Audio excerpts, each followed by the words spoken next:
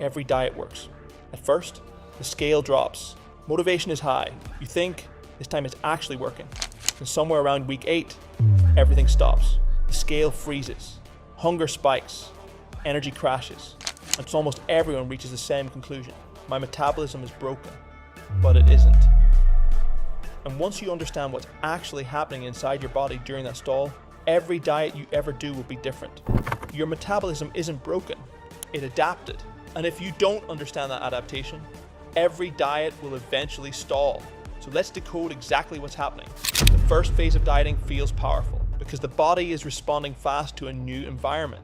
When calorie intake drops, carbohydrate intake usually drops with it.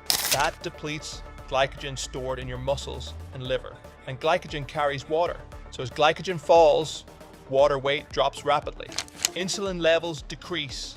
Inflammation drops. The scale moves quickly. But a large part of that early weight loss is not body fat. It's glycogen and water. Rapid loss is not rapid fat.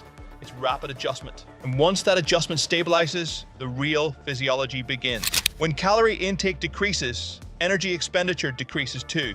Part of this happens because body weight is lower. Smaller bodies burn fewer calories. That part is simple physics. But something else happens at the same time. The body becomes more efficient. This is called adaptive thermogenesis. Your resting metabolic rate drops slightly. Hormones shift, and your body begins conserving energy.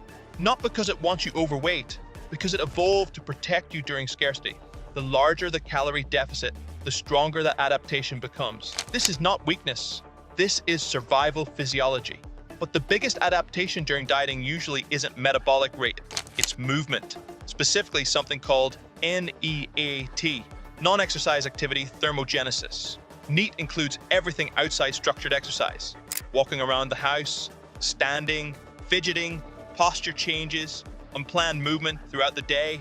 And for many people, NEAT burns more calories than their workouts. But when calories drop, NEAT drops subconsciously. You sit more, you move less, you take fewer steps, you conserve energy without realizing it. And that reduction in movement can erase hundreds of calories per day. Your calorie deficit shrinks, even if your diet hasn't changed at all. That's not diet failure. That's compensation. Now add hunger to the equation. As body fat decreases, the hormone leptin declines. Leptin signals satiety. At the same time, ghrelin increases. Ghrelin signals hunger. The longer a diet continues, the louder hunger becomes. Food becomes more rewarding. Cravings intensify. Impulse control becomes harder. You're not becoming less disciplined. Your biology is pushing back.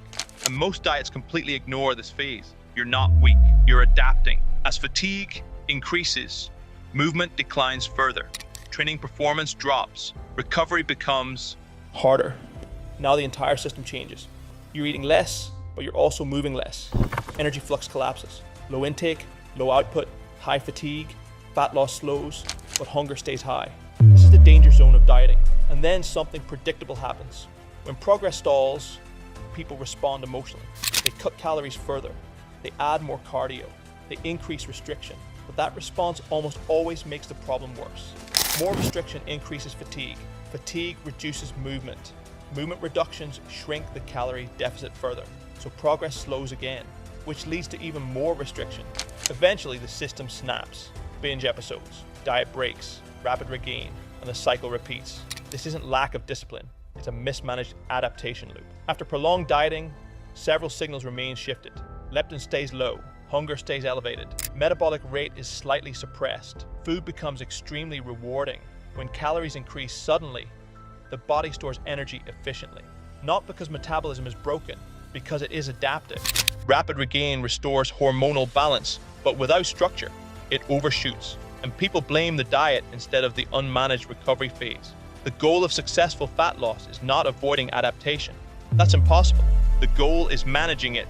Moderate calorie deficits, not aggressive crashes. High protein intake to preserve lean mass. Resistance training to maintain muscle and keep metabolic rate supported. Intentional daily movement to prevent NEAT collapse.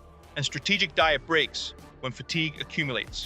Fat loss should slow over time because as the body becomes smaller, the energy gap naturally narrows. Sustainable fat loss is not linear.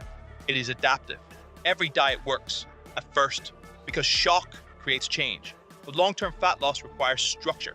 not shock. You don't need more restriction. You need better adaptation management. Your metabolism isn't broken, it's protective. And once you understand that, you stop fighting your body and start working with it. Here's where it gets worse. Because while your body is running this entire adaptation sequence, the supplement industry is selling you a shortcut. Fat burners, metabolism boosters, thermogenic pills, billions of dollars of products built on one promise. That fat loss can be hacked with a capsule. But when you look at the actual research, most supplements barely move the needle on energy expenditure at all. Some do nothing, some are dangerous, and almost none of them address the real drivers we just decoded. In the next episode, we go through the evidence, ingredient by ingredient, so you know exactly what works and what's just expensive packaging. Performance. Decoded.